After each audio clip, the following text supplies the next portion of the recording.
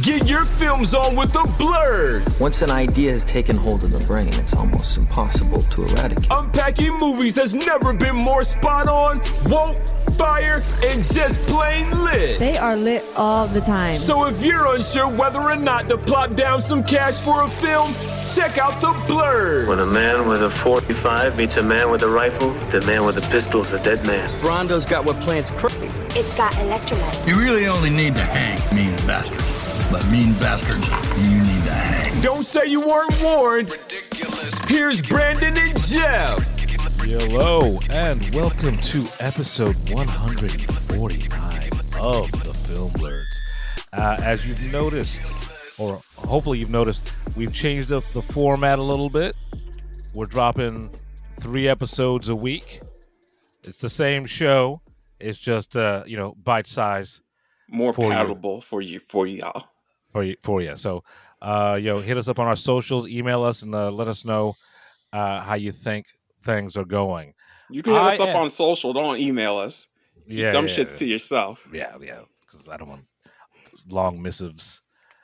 I'm Jeff Stewart, a.k.a. Uncle Jeffrey, a.k.a. J. Otis Dynamite, Revengeman Button, Praetorian Jeff, He Who Remains, Petty Ruxpin, Jobu Tupaki, Little Tom, this motherfucker, a.k.a. To Be Determined, a.k.a. Black Giovanni Ribisi, a.k.a. Chocolate Tarantino, a.k.a. Ebony Spielberg, a.k.a.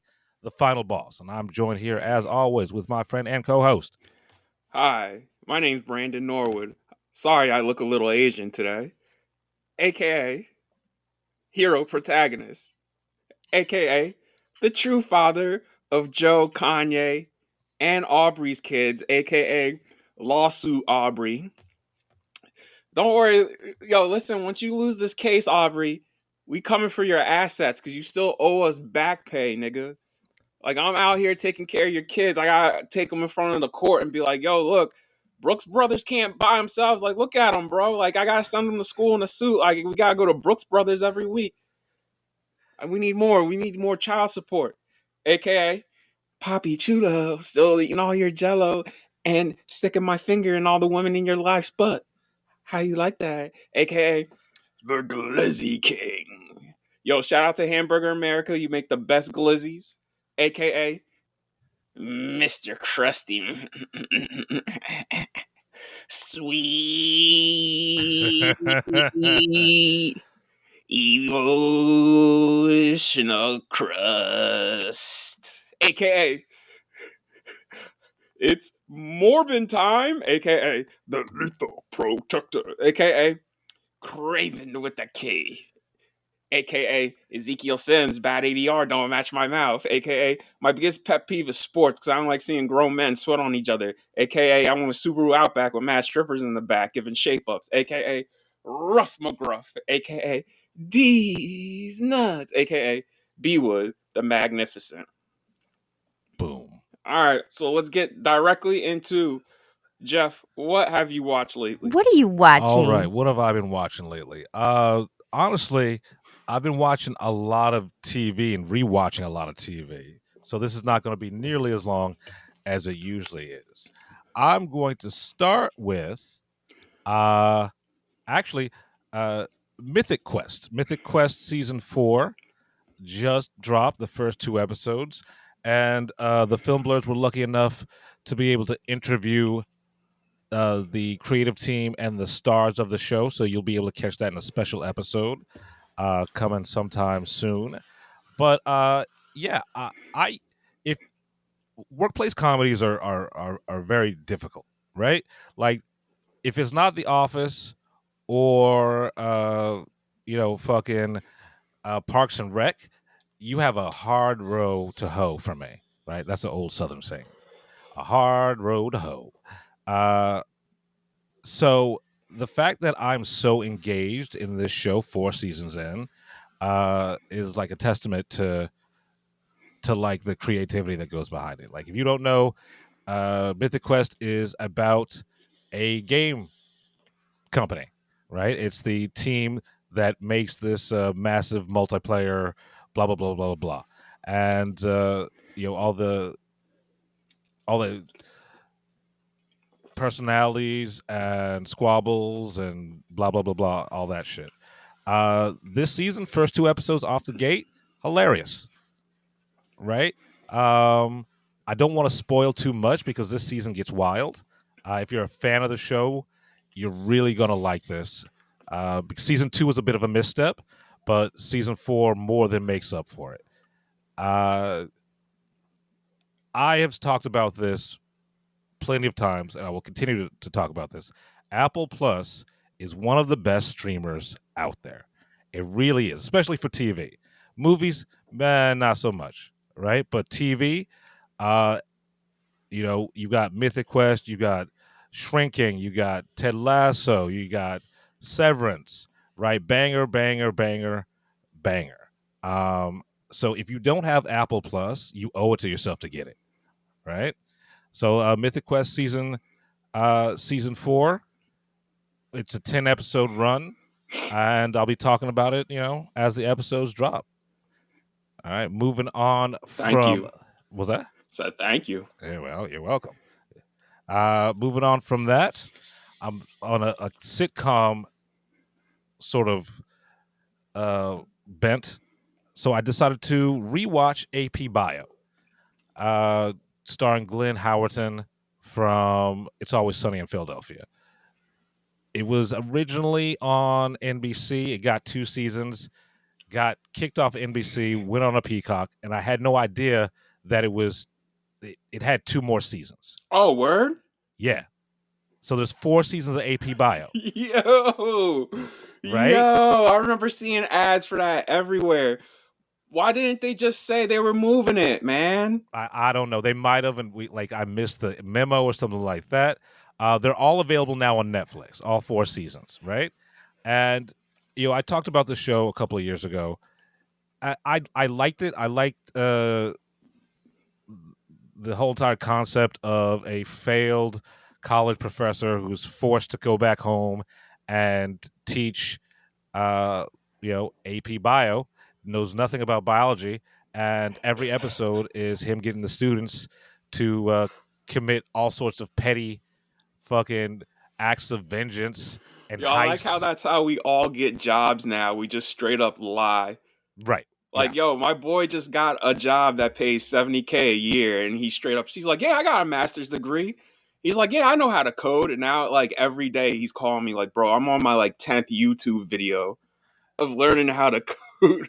Yo, that's America now. Fake it till you fucking make it, man. Like I can't hate on that. That's why YouTube will never go out of business, because that's where everybody learns how to do their fucking job, because literally everybody in the workforce is just like, yeah, I know how to do that shit. And then it's just like, oh, wait, I have no idea how to do that shit. I mean, if YouTube was smart, they'd just start a YouTube university. Right? Like, word, 100%. YouTube university. So moving on to AP Bio. The problem I had with the show is more to do with the fucking silly ass dumb color grade. The color grade really fucking bothered me. Is that wait, isn't this a sitcom? It's a sitcom. So how well, not like it's not like a 3-camera deal, right? It's not like a studio deal. It's on location. Oh. Yeah. Okay. Yeah, but they color graded it like it was a Hollywood movie, so you got those bright blues and teal and fucking oranges and shit like that, and it just doesn't fit the aesthetic of the show, of like the content. But beyond that, the show was pretty great, and I was upset that they canceled after 2 seasons. Here, come to find out, I got 2 more seasons, so I started watching the last 2 seasons, and actually being on Peacock was the best thing for the show. Are they allowed to curse? They don't curse. Well, they curse, but they bleep it out, right? Okay, but it's part of the joke. All right, because the kids are like, are we allowed to curse now? It's like, I don't know. Yeah, fuck yeah. But they bleep it out. I was like, yeah. So it's good like that. Season 3, weird, right? So they've started the fake cursing, but also the show has just gotten real strange. In lines with what Community did. right? And I love fucking Community. So season 3 and I hope season 4 are more in line with what Community was, and the Hey, show that is movie's awesome. coming soon, bro. Is it coming soon? Like Yeah. Yeah, they okay. said they're gonna shoot it sometime this year. Oh fuck yeah! Fucking 6 seasons in a movie, man. Yo, I mean, another reason that Peacock keeps me on. I'm like, all right, y'all got me. I'm still gonna Right? pull the zib zab though. Right. Well, look, you got to negotiate. Fuck, You know what I'm you gotta saying? Like hustle. when this expires, I'm gonna be like, all right, it's time to pull the zib zab again. Get Yeah, another look, pay another $20 for another year. look. I canceled Paramount Plus, and they're like, "Baby, come back." Oh, right. So they're trying to give it to me for 3 months for 99 cents a month. I was like, That's maybe, good. maybe. All right, yeah. I'll come back. Yo, I'll come listen, back I'm for 3 like, months. I'm gonna look. Like I said, I already canceled my Paramount Plus. That's why I've been doing nothing but watching Paramount Plus. So I'll pick up the mantle from you. Like you, That's how we're gonna do this. that's from now on. Straight off. It's fucking all right. You cancel that shit. All right, they're giving it to me for like $2. I got it. Right? Oh, Yeah. Paramount Plus, man, just make a good deal. Like Yeah. everybody else makes good deals. Just make a good deal. Like give 6 months for like $3. Right. Except for Hulu and Disney Plus, they give fucking shitty deals. Hey man, I'm paying $30 a month for those two and HBO Max. It's like That's all right deal. That's a good deal. yeah. So That works. Yeah. So AP Bio, if you have Netflix, you can watch all 4 seasons. It's worth it if you like irreverent comedy. I hate it when they say irreverent fucking comedy. because all comedy should be fucking irreverent. Right? It's Exactly. comedy. As long as it's not in like, as long as you're not punching down, then who gives a shit? Right. Like even in bad taste, I'm like, dog, that's bad taste, but like I see where you're coming from. Right. Like you can make a horribly wrong joke hilarious if you just gotta fucking timing. Stick the landing. Yeah, so that's AP Bio, Netflix. Check it out. Moving on from that, still on this fucking Netflix comedy show kick, I decided to go back and rewatch Big Mouth. How many seasons was that? I think it's 5 seasons. I'm on season 2 now. Big Mouth is one of those shows where if you sit down and watch it, you'll enjoy it. Like it'll give you nostalgia for when you were a kid. It is very graphic, fucking dicks and vaginas everywhere, which will kind of make you feel kind of weird because it's fucking 12-year-olds and 13-year-olds. But it's animation; they can get away with it. But also, it's one of those shows it can just be on, right? And that is actually one of the fucking left turns that Netflix is going to be making in the next couple of years. Is they're going to be making content for people so you can look at your phone and not miss anything. Yeah, I read that where they're deliberately asking you, please make it dumber. Yeah. Somebody's like, yeah, can you make it dumber so that way when people look at their phone for 10 minutes, they don't have to rewind? Yeah, that's where we are now. We are deliberately making art and, for lesser extent, content dumber. Yeah. So there we go. Because I'm going to talk about something that you literally cannot look at your phone or else you'll be lost. Right. Like every detail is important in this motherfucker. And I'll get to it, but you continue. Yeah. But So Big Mouth. Our producer's right. TikTok has destroyed people's attention spans, man. Yeah, you got 30 seconds. You got 30 seconds. Big Mouth is one of those shows. You can watch it, you get something good out of it, but also it can just be on in the background. You'll look up and you'll see fucking a hormone monster humping a pillow. It's like, well, that's funny. I'm going to go back to doing what I was doing. All right? I don't know if they are getting another season. I don't see why not. It's Netflix. They'll do whatever. Got shit. Yeah. Like they'll do fucking whatever.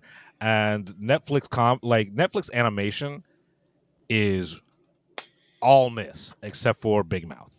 Right? Every animated series that was designed like made just for Netflix, I've hated. So the fact that this has survived to like 5 seasons and still is funny, especially on a rewatch, because comedies really aren't funny on a rewatch unless they're good, right? You can't just be like serviceable. You got to be good. So Well, yeah, I'm gonna ask you once we get to it. I'm gonna talk about a trailer, and I want to ask you if I should do a rewatch. okay, all right. Moving on from that, on Amazon Prime, because we are living in the worst timeline. Now I decided to watch something with a even worse timeline. I've gone back and started rewatching The Man in the High Castle. Oh shit! Right, because I want to torture myself. Yeah, I mean the show is good. It's not great, but it's the concept more than anything, right? It's the concept over execution. It's just it's triggering, right? Because like the shit's happening right now. This like fucking Nazi salutes, fucking From everybody too. Like some lady had to resign because everybody's like, "Yo, the you." school board shit, right? Yeah, yeah. I was just like, bro, like she knew exactly what she was doing. She said it in her post is like, this is to trigger or whatever like that. And then how you People think stir people the aren't pot, gonna be like, "Nah, get the fuck out of here." right? You can't deliberately say I'm stirring the pot, stir the pot, and get mad when there's some fucking fallout, right? Like that was dumb on you. I don't want you in any sort of leadership Yeah, right, position right. because you don't know fucking cause and effect.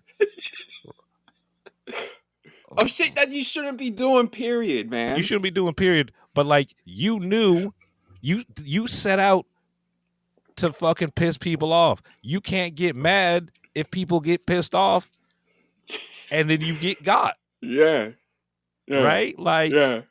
just because Trump won doesn't mean you're not gonna get got. You can't do Not stupid shit. everybody's down with their shit, and now people who are even voted for him are apologizing. Like Right. to have people fucking send me fucking Instagram and Facebook messages apologizing, and I'm like, bro, I haven't talked to you in 10 years for a reason. Right. Yeah, like I'm good, you do you, right? Like, We'll meet don't up at the apologize end of to the me. world. Apologize to yourself, bro. Right. Right.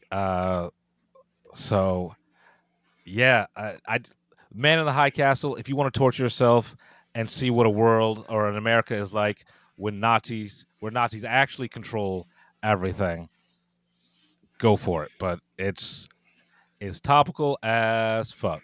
And I honestly should do a double header. I should finish watching The Man in the High Castle and then watch the movie A Day Without a Mexican. Remember that movie? I've never heard of this shit. A Day Without a Mexican is an independent movie that came out like 15 years ago.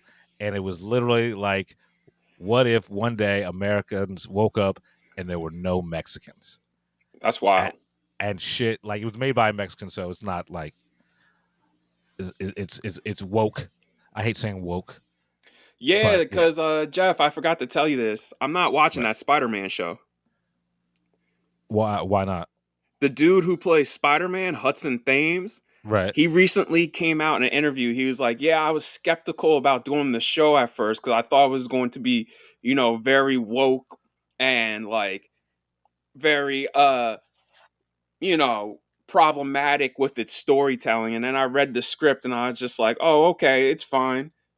I was like, Right. oh, I read that and I'm like, I'm good.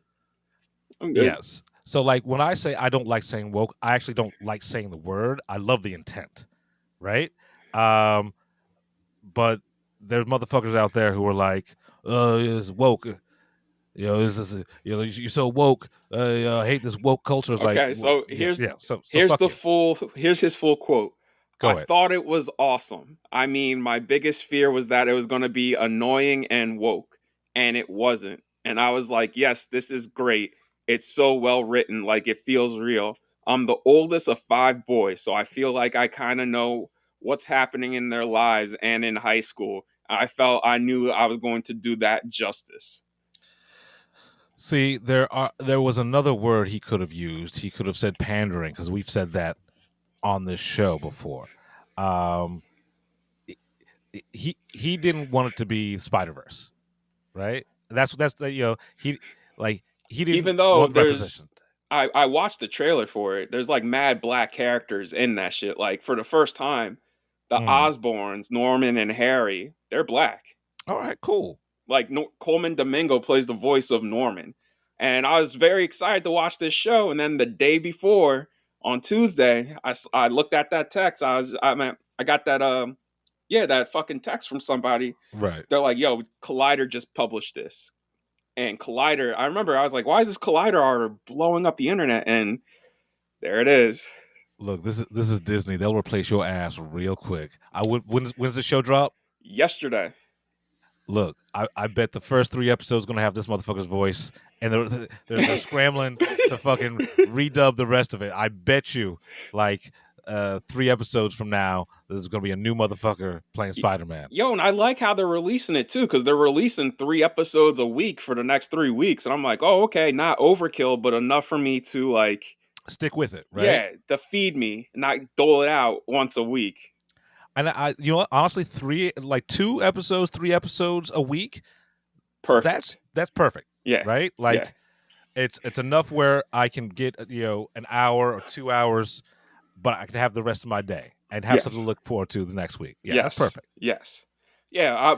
But then I read that quote and I was like, well, I'm not watching this fucking show, which sucks because apparently Charlie Cox's Daredevil pops up in a few episodes. Oh shit. I mean, I got rid of my Disney Plus, so yeah. Fuck. We got, God damn it. Now we got to figure out a way to get you Daredevil without me getting charged some money. Well, I mean, I'm sure they're going to come back. It's like, hey, come back. $2 a month for 4 months. It's like, I got you. All right, I got you. So yeah, Man in the High Castle, Amazon Prime. The world is on fire. Moving on from that, documentary also on Amazon, Glitter and Greed, the story of I forgot that bitch's name. Let me pull up the fucking shit. Yo, dude, listen, ye old Google exists for this exact reason. Yeah, Glitter and Greed, the Lisa Frank story. I don't know why my fucking head. Oh, I watched this 4 weeks ago. Even Lisa Frank, the shit where you're like, oh yeah, that's for girls. Right. Like when I grew up as a kid, I was just like, oh yeah, that's for girls. Yeah, and like immediately it just clocked in my mind. Oh, that's for girls. Yeah, and they knew that was part of the marketing and stuff like that, and girls were obsessed with it, but the fuckery behind the scenes of that. Oh boy, really? Yeah, it is some real fucking Logan Roy shit. Yo, expound, please. So, perfect example. All right, so in like the late 2010s, there was a Kickstarter for this startup company, makeup company, right? Mm-hmm. That linked up with Lisa Frank, right? The brand. So they were going to put out a Lisa Frank branded makeup set, right? Right. Lisa Frank made the contract so convoluted, right? Mm-hmm. That the startup company had to pay her like $500K a quarter to have her name associated with it, right? But the thing is, she would never sign off on any of their products that they were going to put out. She would never approve their designs, right? So, but they still had to pay that $500K a quarter, right? So, but then people wanted their shit from Kickstarter, right? So people were blowing the company up on Instagram, on fucking TikTok, just saying fucking scammers and shit like that. It's like, and the companies goes like, we literally can't put this shit out because Lisa Frank won't approve any of the designs. Yeah, it's shit like that. That's wild. Yeah. That's Fucking wild, bro. that is it's a wild story. But Yo, it's like, you're straight up commit. Now, here's the thing. I can't believe you're that stupid to think like you're gonna get away with fraud that openly. Like anybody can just look at this shit and be like, "Yo, you're defrauding the company."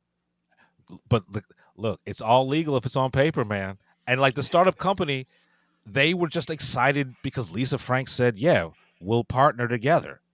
Right? They wanted the brand. They wanted because they loved Lisa Frank growing up. Right? They were trying to do the right thing, and they just got. And like the whole entire show, like I think it's a 5-episode run, is about how horrible Lisa Frank treated its artists and people that they're vendors, shit like that.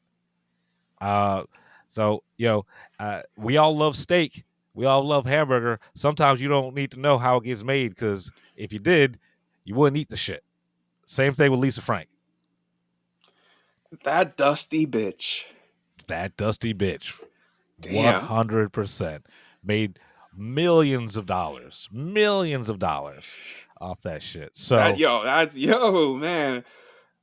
it's like of all the like the streaming documentaries, this is one of the better ones I've seen in a while. Motherfuckers go to jail over a candy bar, bro. Look, you got lawyers, you can do anything. You can do anything you want. Like a candy bar, like I haven't eaten in a minute. I'm hungry. I don't know, the world is a shitty place if you're poor. If you ain't got money, it's a horrible place to be. So Glitter and Greed, the Lisa Frank story, Amazon Prime, check it out. It's really, really good. And the last documentary I'm going to talk about, the last thing I'm going to talk about is the Girls Gone Wild documentary. Oh, is that on Hulu? I think it's on Hulu, yeah. Because I think I came across it and I was just like, oh no, I can't. Not for me. Look, because I know there's gonna be some shit where I was just gonna be like, oh, my skin is crawling. It was pretty much just a rape factory. Yeah, I figured as much. Yeah, like this dude was a scumbag superhero. He turned what porn is, what it is today, came from Girls Gone Wild. I mean, not even, man. This was some new shit because like the women, like I'm not going to get into the porn industry right now, but they're at least getting paid off this shit, right? True, but like this Girls Gone Wild and Bang Bros like ruled the world. You know what I'm saying? Like they made internet porn. Yeah, I mean, but Bang Bros. That like those were all actors. These were just like drunk 18-year-olds who didn't know any better, doing it for fucking t-shirts, beads, and beer coupons. Not even a beer, a coupon. Right. Oh my god. That's so disrespectful. Holy shit, a coupon. I should not be laughing, but damn, that's like so disrespectful. Yeah. Like Holy I was never shit. into Girls Gone Wild. I was never into it. A coupon, bro. But I know dudes. I had friends Jesus who like, oh, Christ. got that new Girls Gone Wild. It's like, I mean, just go buy a Maxim, right? Like that's the same thing. It's like when dudes were like, oh man, let's go to Hooters, man. It's like, why don't we just go to a real strip club, man? Because the wings at Hooters aren't that good. Just go to a real strip club. Yo, listen, me and Jeff are horrible people, and we've sold our souls for money a few times, but damn, I've never sold my soul for a fucking coupon. Look, yeah, but it's not even like they were just drunk girls. It's not like they needed the shit. They were just fucking drunk, and these dudes were exploiting the fuck out of them, and like it's real fucking rapey. This dude, Joseph Francis, is a monster, and he escaped to Mexico. He's living in Mexico right now. Oh, okay, yeah, because I heard he fled the country. Yeah, he fled the country, Yeah, just go if you get a chance. If you wanna have a sad boner, the Girls Gone Wild documentary, because If it's you want a brutalist, right. If you want a brutalist, yeah, and you'll know what part of the movie I'm yeah, talking about when you yeah. see the movie. Yeah, like the Girls Gone Wild is the fucking brutalist of I amateur cannot porn. bear it. I cannot bear it. You'll know exactly what we're talking about. Yep. So, and I feel bad recommending go watch the Girls Gone Wild documentary. I mean, you should know just to be informed, but it's a rough fucking watch. It really is. And just like the Springer special, right? The people they interview who were working behind the scenes talking about, oh man, I had sleepless nights and blah blah blah. It's like you should have quit, Or right? reported the shit. Right? Like You had options. you knew what you were fucking doing, Yeah. right? So just leave. So I can't feel bad for you that you developed the shakes and shit like that. Right, there's one dude on there who's like, oh man, I was physically ill. I had the shakes. I didn't the doctors didn't know. It's like, well, stop being evil and see how that shit clears up. Or maybe that nigga was huffing paint and don't remember. You only get the shakes from some hard shit like huffing paint or crack. So look, or the opioids, baby. I don't know. I don't know what he was on. They had to be on something. But yeah, these are horrible people, and I do not feel sorry for them at all. And this is coming from a dedicated pervert. Like, I love pornography, but I like farm to table porn. Yeah, I like ethically sourced. Like if it's like I like my porn like I like diamonds, no blood diamonds. Right. Yeah. Exactly. Yeah. So that is everything I've been watching. Brandon, what have you watched lately? Yo, let's get into fucking Law and Order, baby. God damn. Let's do it. The name of the episode is called Greater Good because it deals with some real Diddy shit. Of course it does. Pull from the headlines. That's their MO. I was like, they might as well had the motherfucker. He had hair and he was much older than Diddy, but I mean, same scenario and everything. He might as well walked out of the club the last time you see him in the episode and just doing the shoulder roll, going, bad boy, take that. Damn, you can't say that no more. Breast milk, come out to play. Yo, now we all know what he meant when every time Diddy went, take that. Oh, oof. All right. This is a very Diddy inspired episode. Mekhi Phifer is a guest star, and he plays the father of one of the Diddy victims. And, he's on trial for murder because, he found out, like, this nigga taking advantage of my 18-year-old daughter. Like, Mekhi Phifer has never played a dude who was, like, level-headed, right? He's always a dude who's like, oh, yeah, I'm going to kill that motherfucker. Yo, here the crazy thing about it is, at the beginning of the episode where they go to the crime scene, you find out one of the witnesses they're trying to interview, she refuses to be interviewed. And they're like, yo, why? We have to take you to jail. And she's like, bro, I'm undercover FBI. Oh, shit. So the whole episode, it's her, and she's just like, yo, I'm not going to testify because if we send Mekhi Phifer to jail, we're just upholding a racist system. As far as we see it, it's justice. And everybody sees it as justice because, like, the nigga was raping women, man. Like, using his power and raping women. You know what I'm saying? The FBI fucking said that. All right. So like, it comes to a point where Mekhi Brooks' character has to testify, and like, she tells him everything she knows, and he's like, all right, well, now you got to testify. You just told me because it's perjury. She's like, I'm not testifying, and he's just like, now that you told me this shit, I can go to jail too. Like, you have to testify or I will. I'm going to get the fuck on the stand. She's like, but this is how shit doesn't change. We're just upholding the racist system. And I'm like, sister, I get it. Truly, I fucking do. Really, I do. But also, this nigga is just doing his job. Right. And he is literally not trying to go to jail because you refuse to do your job. Just fucking And leave the it way the episode ends, they have a little talk at the end, and I'm just like, she makes great points, but also she's still wrong though.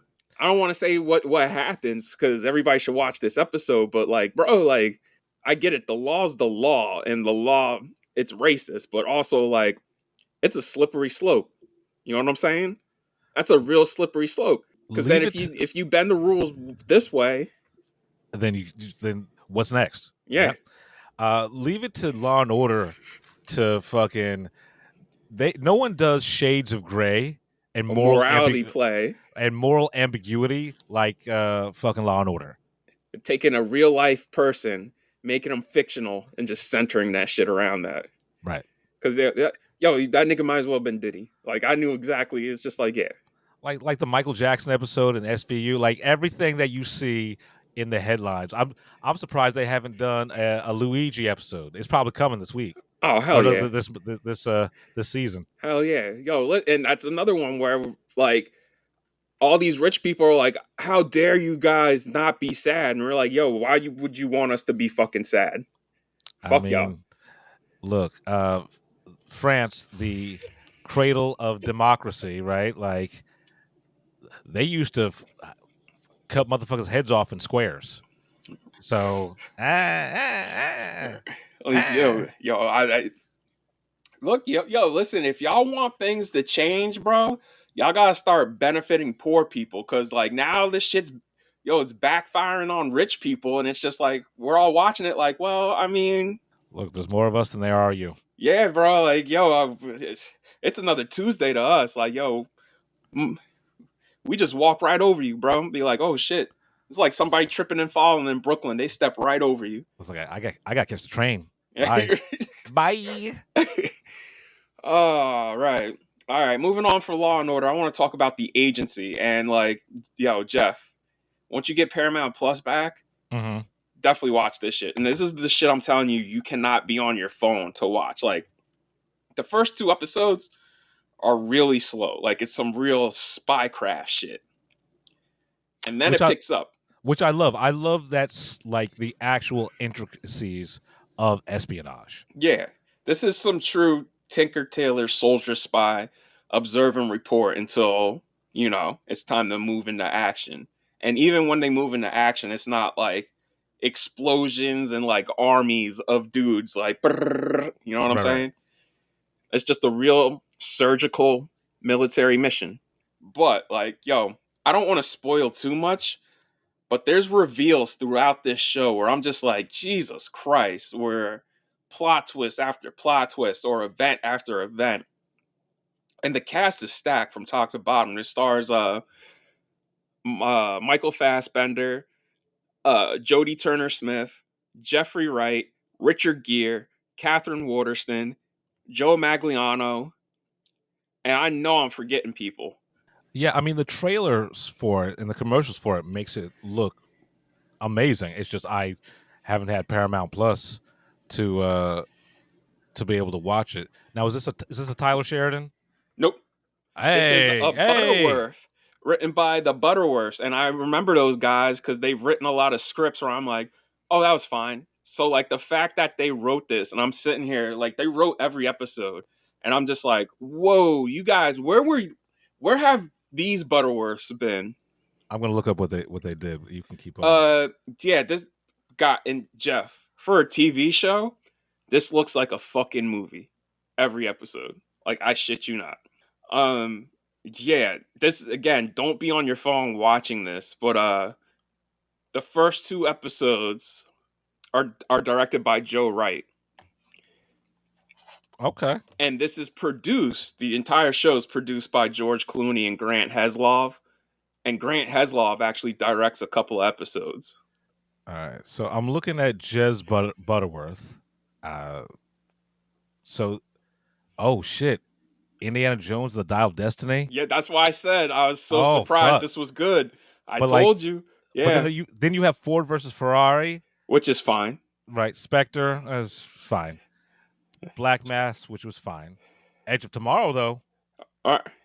Yeah, but we know Christopher McQuarrie came in and like probably he sauced that up. hell yeah. Yeah, that's what I'm saying. The Butterworths there, I was just like, and this is the best writing they've ever done. Like, where have these guys been their whole career? No idea.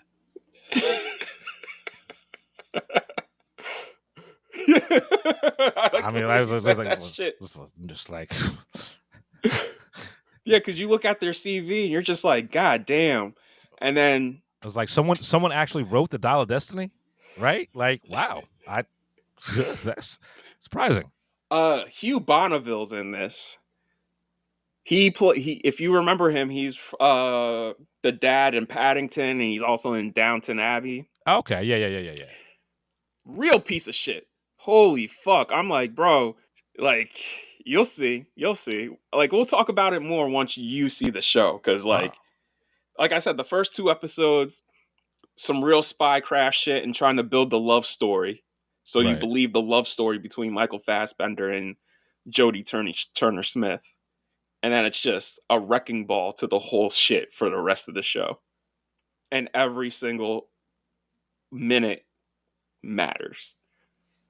I'm here for it. I'm game. Yeah, dog. Like, I'm a sucker for spy shit. Like, look, a spy shit and heist shit. Like, I'll watch it. Doesn't matter how dumb it is. Like, yo, like, I'm a sucker for real spy shit, and I'm a sucker for, like, you know, Bond spy shit. Like, I just like spy shit. Yeah. So shout out to Catherine Waterston and Eddie Redmayne. Once Fantastic Beasts blew up, they each found a spy show to do, and both of them are fucking fire. All right. Look, that's how you bounce back from J.K. Rowling. This fucking turf motherfucker. And lastly in TV, well, I'm going to get into the last couple of things. Paradise. And this is another one I don't want to spoil because, like The Agency, almost every episode has a reveal where you're just like, wait, what the fuck? And the first episode of Paradise has about like 5 different reveals. Yeah, like when you were telling me about this earlier this week, it's like I gotta watch that this weekend. I gotta have nothing going on. I gotta sit down and watch this shit. So the only thing you need to know is Sterling K. Brown stars in the show and plays the bodyguard for the president, played by James Marsden. You don't go further than that, because then it starts off like that, and then after the first 5 minutes, it becomes something else, and then it becomes something else, and then it becomes something else. I'm fucking here for it. Let's do it. Especially episode 3, where you're just like, yo, what? And then the way episode 3 ends with another reveal where you're just like, God damn, even the like secondary characters who are just dumb and inconsequential, you're just like, wait, this nigga was faking the funk the entire time. Don't say no more. Don't say no more. Like, oh man, it's like you got me excited for this shit. Dog, and the music in this show is incredible too. I'm like, when the fuck does a TV show have like movie shit? Like, I'm humming the score for this show. Like, what the fuck? And here's the thing: when Hulu actually cares, right? They'll do something fucking fantastic. Yeah. But then they'll fuck it up and cancel it like the old man. Yeah. Shout out to Julianne Nicholson. Shout out to James Marsden. And shout out to Sarah Sahi. I love you, Ma. But, like, yeah, everybody in this. I'm glad Julianne Nicholson's working, because, like, there's been a minute where she wasn't. I'm like, yo, why didn't she get more work? But she was asking herself the same thing. Every character in this fucking show is hiding something. All right. Yeah. Just know that. Okay. So when it's revealed, you're just like, what the fuck? All right. I'll blaze through the first 3 episodes this weekend. We'll talk about it. No, you don't even have to blaze through it. Enjoy it at your leisure, because no. What I mean, like, I'm going to sit down and watch all 3 episodes uninterrupted. Again, like The Agency, you got to put your phone down, because every little bit of this counts. Just letting you know. Oh yeah, because it's like if you don't put your phone down, an hour show is going to take you 2 hours because you got to keep on fucking rewinding. Yeah. This is not Netflix, baby. This is real shit that, like, 10 years ago, both these shows would have been on HBO and would have been like, we'd all be sitting here talking about it. Really? All right. Okay. All right. High praise. Fucking it's not TV. It's HBO. That shit still resonates. All right. And the final thing in TV I'm going to get into is SNL. I still haven't watched that episode. So yeah, I chuckled. I don't think it was funny. Like, it was a really weird episode. Like, I've never taken acid before, but I imagine watching this, I was like, this must be what a bad acid trip is like. Because a lot of it was weird, and I appreciate how weird it was, but it just wasn't funny. This must have been a Sarah Sherman episode. A season. Got to be the dog park had to be one. What was that? The dog park definitely had to be one. A Sarah Sherman. All right. Well. Or that could have been Bowen. I'm not sure. Look, especially coming off of last week's Dave Chappelle episode. Yeah. Right? Like anything that comes after that episode, because that was 85% banger, that episode. Yeah, that's why I said this to my brother. I'm like, really, Timmy should have did last week, and then Chappelle should have did this week. Right. Because to end on this weekage episode, and they're not coming back till the 50th special, which is until Sunday, February 16th. And I looked how to get into that. To get into that, you have to be working on the show, be a friend of the show, be a family member, or be famous. So that's the only show that is not open to the public. It better be good. Especially if it's coming on prime time on a fucking Sunday. Right? Like it has no choice but to be good. It's got to be great. It's got to be like the Martin Short episode. You have mad celebrities. You guys just get real weird and dirty. And just have fun. Yeah. Like, you gotta make sure every person coming in brings their weird sensibility to it. That's why the Martin Short one worked, because everybody brought their energy to it and their specific humor, and it landed. And more Melissa McCarthy. Yeah. And even Tom Hanks, bro, his dry humor still cracks me up. Because they're not going to do it without Tom Hanks. Like, he's like, at this point, he's just as integral to the show as Lorne Michaels is. But yeah, the Timothee Chalamet episode of SNL, not great. Let's move into movies. Let's start with Cold in July. Cold in July is a noirish thriller about a man who breaks into Michael C. Hall's home while his wife and kid are sleeping, and he's like just a normal man, not really hardened. And he shoots and kills him out of fear because he got scared. Come to find out, the dude he killed is the son of a prominent criminal, and that dude just got out of jail and is now stalking Michael C. Hall and his family. It becomes much more than that, which I don't want to get into, but man, this is a great thriller. It's throwback to Carpenter with the title font and the music. Like, I really do fuck with this movie. Came out in 2014, so Cold in July. If you have Paramount Plus, this is worth a watch. This shit is nice. And that's it, man, because everything else we're going to do in the main review, so only one movie. Okay. Because I tried to watch Peeping Tom, and Criterion didn't want to work. Okay, shit. Wait, is the servers down, or was just something wrong with your... It's something on their end. Well, so I'm going to try tonight to watch Peeping Tom, because it's leaving tomorrow. All right. It's the problem with Criterion. They'll pull all the awesome shit that you want to see. Because they don't have that Netflix money to keep them on the servers. Yeah, even though half those movies they pull every month you can buy from Criterion. Right. Because that's still their bread and butter, is the DVD sales. So. All right, but yeah, let's get into trailer talk. Roll camera and action! It's time for some trailer talk. All right, so I'm gonna start with the White Lotus season 3. I could have swore this was season 4. No, because season 1 was California, season 2 was Italy, and this is I could have swore like there was a season in Hawaii because this season is Thailand. I'm like, damn, man, maybe this show has been off the air for so long that I thought another season had happened. It's been like 2 years since season 2. Yeah, it's been a minute, man. Like they already got greenlit for a 4th season. I'm like, yo, just to keep it going, just give them a nice 5. Like give them another one, and if 5 is it, cool. Right. But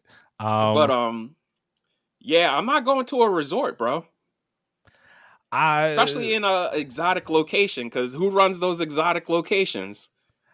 Look, it's always like a gang of bandits. I never understood how Americans can go to a foreign country, go to like a resort in a foreign country, and fuck up, right? Because they don't put up with our bullshit anywhere else, even in a resort. Yeah. So Yeah. I loved White Lotus. White Lotus season 1 and 2. 3, I'm locked in. Like I didn't even have to see it. I'm there for it. Yeah. Especially with my boy Walton Goggins. Fuck yeah. All the personal dramas in there. So the knives are coming out too, even amidst this invasion of a resort. Because rich people just can't go to fucking therapy. Right, like you got all this money, your copay is only going to be $100 a session. You can spend that money. Right. Yeah, man. I'm like the previous 2 seasons. Cast is stacked, and linking season 1 and 2 together was our who was it? Jennifer Coolidge. Yeah, Jennifer Coolidge. Mm-hmm. I'm not gonna tell you what happens to her, but now linking to a previous season, so season 1 and season 3, it's oh man, what's her face?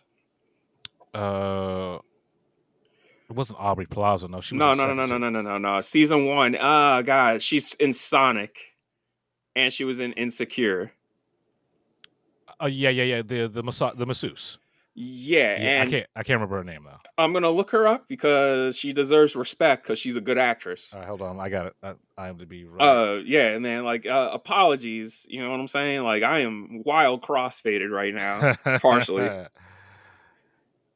White Lotus. Hold on. Natasha Rothwell. Yep. Okay. Yeah, right. Yeah. She and her reason they say right in the trailer why she's there, and I was just like, yeah, that makes sense. Mm-hmm. That absolutely makes sense. Yeah, I mean the show, if anything, it's meticulously planned out and thoughtfully executed, right? So there's never any kind of dumb moments. So if Mike White was like, yeah, I can do a 3rd season, he had a plan for a 3rd season before. I mean, you know he probably has plans up the wazoo because if they already gave him a season 4, he must have pitched it already. Right. Either that or HBO has seen the new season. It's just like, oh, bro, nah, like, here's a blank check. Yeah, I hope he's getting paid off this. Like, he deserves to get fucking paid.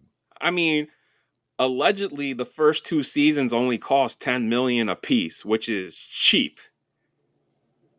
Yeah. I mean, because it's mostly one location, and it's a prestige project. So with a stacked cast every time. Yeah. So, but they'll join up just to say they did a White Lotus, right?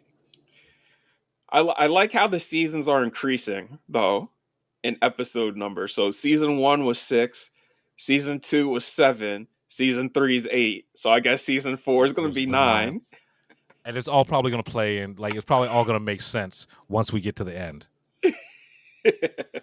Because Mike White's weird like that, man. Good for him. I keep forgetting the homie did write fucking School of Rock. Yeah. Now it's just a weird fucking movie. Yeah. Good for him. Like, sometimes the underdog does win. Yo, listen, February 16th. That is coming up real soon. Oh, that's the same night as SNL. That's gonna be a long ass night. Oh, yeah. I mean, I might have to catch White Lotus on the 17th. Yeah, because first episode there's usually nothing to spoil. Like there's usually nothing to spoil in the White Lotus until like the last 2 episodes. Right. It's all set. It's all set up for the first episode. Like people just arriving. Yeah. And then you start getting into the juicy shit like episode 2, episode 3. You're like, damn, this is gonna be messy, and then it gets messy. Cannot wait. All right. Jeff and I went to a virtual press conference for the Sinners trailer. We also got to see a scene from the movie. Not worth it because I don't like watching more than one trailer. Like I was already excited for this before the first trailer dropped. So now I've broken my rule of seeing more than 2 trailers.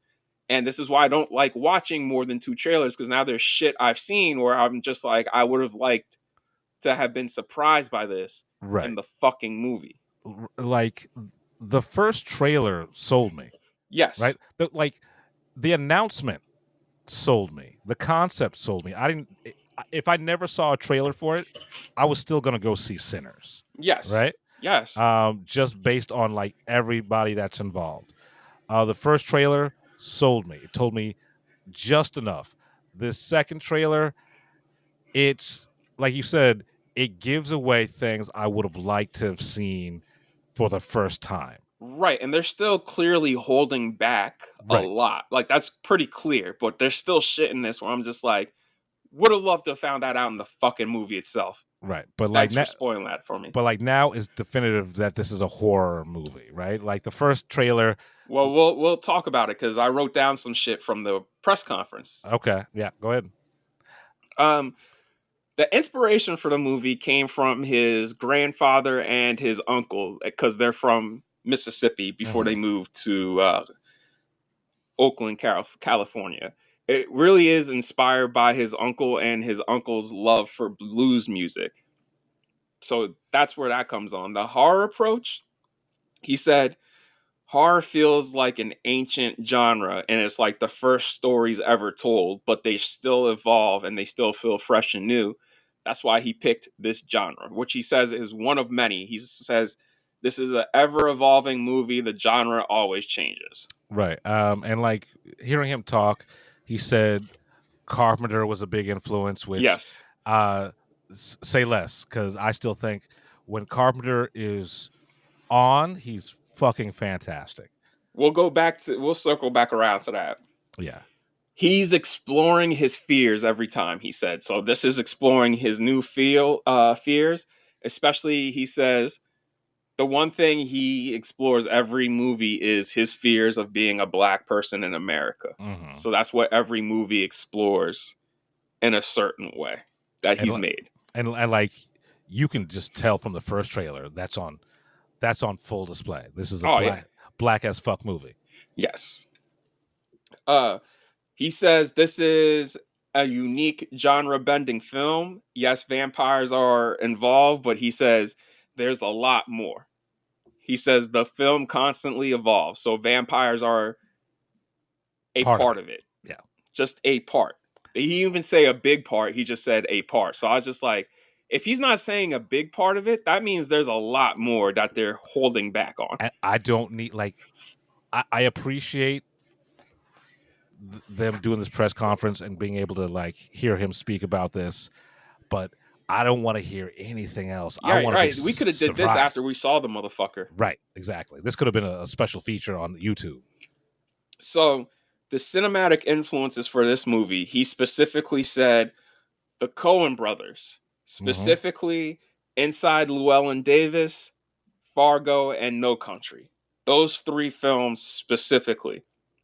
He said Robert Rodriguez's The Faculty was also an inspiration. Like Jeff said, Carpenter, and he said specifically The Thing. And you could see that straight from the trailer. Right. Like The Thing is all over that. And what was it? The Last Rites of Jeff Meadowbank? The episode of Twilight Zone. Yeah. And he said specifically a novel, Stephen King's Salem's Lot. He's like, that novel is amazing, and I wanted to inject Salem's Lot into this movie. So maybe we'll get an actual good version of Salem's Lot. Salem's Lot, yeah. now I'm really excited for Stephen King to see this and see what he says. Right. Yeah, no, and this comes out right around my birthday, so thank you, Ryan Coogler. Happy birthday to me. This is heavily researched with Black folklore culture, especially hoodoo. Like they said, our list of consultants are going to be like 2 minutes in the credits because they really do play into hoodoo culture. Due to the time period that the film takes place, Ryan wanted to shoot on film. So it's his first movie shot on film since Fruitvale Station. Entirely shot on large format, a mix of 70 millimeter and IMAX 70 millimeter. And Ryan specifically said the movie's still not done, and he's only seen scenes of the movie in full, not the entire movie. So he himself still hasn't seen his own fucking movie. Yeah. And I'm just like, bro, it is January, baby. Like, April is 3 months away. Not even, because it's about to be February in a day. Like, he's got it. He's like, he was holding a lot of shit back. I think a lot of that was hyperbole. Like, it's almost done. During this press conference, he said he met with Christopher Nolan and Emma Thomas to ask them how to do this proper, like he does, for switching between 70 millimeter and IMAX. So the only other person who knows what this movie is Nolan and Emma Thomas. I'm like, oh, so Nolan's the new Spielberg where he just knows everything. Yeah, pretty much. Because, that was Spielberg where he knew everything that was going on. Now it's just been passed on to Nolan. Where my homie's just like, he's the new Tyrion, where Tyrion's like, I drink and I know things. Nolan's just like, I think and I know things. Because I know he don't drink. He's just like, I think and I know things. Yeah, so like I couldn't be more excited for it. The trailer's great, but like I said, it gave away too much. Yes, and the final thing I'm going to end off is Michael B's playing twins, obviously. So they're exploring two sides of the same person with slight differences between the two, very slight. They had a twin consultant as well to build a unique dynamic between the two brothers in the film. Yeah, so he put some work into this, right? This is going to be a special film. Only thing I'm going to say is, watching that trailer, I was wild jealous of Michael B. Jordan because I saw him pressing up who he's pressing up against. I'm like, that should be me, nigga. Oh shit! You know exactly who I'm talking about, right? Yep. You'll see the trailer. You'll know exactly who he's talking about. We're the Film Blurs. I'm Brandon Norwood, and I'm the motherfucking protagonist. I'm the protagonist. I'm Jeff Stewart, a.k.a. He Who Remains. Don't come at us. It's just fucking movies. You've been listening to the Film Blurs podcast. Man, I just love what you guys do, man. I never miss an episode. It's the best. It's my favorite podcast. Follow Jeff on IG on MindFire XL and Brandon on Twitter at BJN Tweets.